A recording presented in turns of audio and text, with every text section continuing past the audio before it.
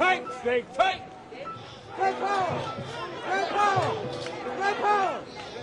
We are the response. We are not the incident.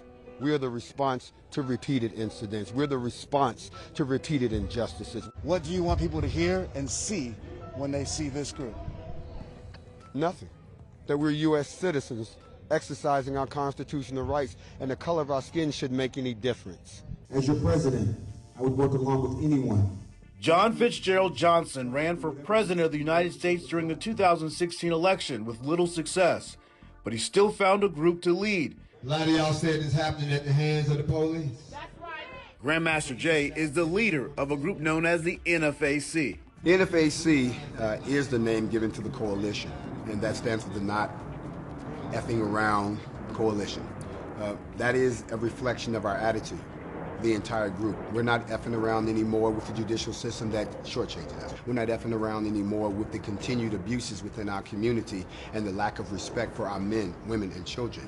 In other words, we're not effing around with the status quo anymore. We're going to change it one way or the other. NFAC! Large, armed black groups are not something often seen in the United States. The most well-known, the Black Panther Party for the Self-Defense, was established in 1966, but has since mostly disappeared. As I said before, we're pro-protecting the black community. Started in 2017, the group operates with a top-down structure. The NFAC has marched in Stone Mountain, Georgia, in Brunswick, Georgia for Ahmaud Arbery, Louisville, Kentucky, demanding more transparency in the Breonna Taylor case, and most recently in Lafayette, Louisiana, in the name of Chaford Pellerin. There's always been a lot of talk for pro-Second Amendment, but you've obviously faced some different reactions based upon not only the size of the group, the skin tone of the group. In case you haven't noticed, I'm black.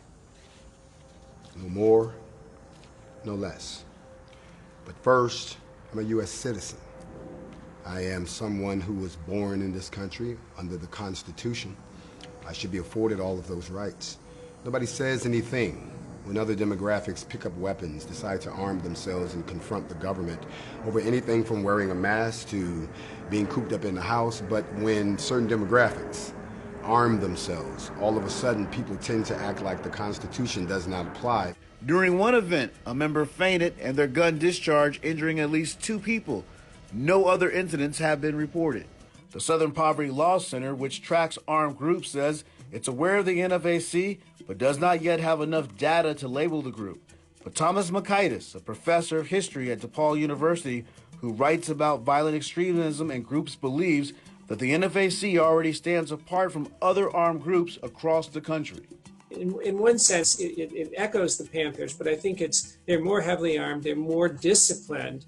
Many of them are Army veteran or military veterans, but so far they've coordinated with the police, they've avoided engaging in violence and so on. And to be perfectly fair, there's not a moral equivalency here. The white militia movement is older, larger, probably more heavily armed, certainly more pervasive, and many more people, and it has been violent. The other thing I have to say, there's been some comments that have been a little questionable, but I don't see out of this African-American militia an overtly racist ideology.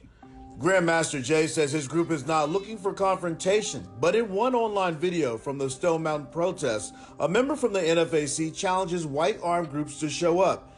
Jay declined to directly address details surrounding the video. He says when the NFAC gathers, they work with local law enforcement and city officials to create a buffer between them and any other groups. Members register their guns with the group and submit to several safety checks before marching. Law enforcement officials have told CNN the group has operated within the law during each of their marches.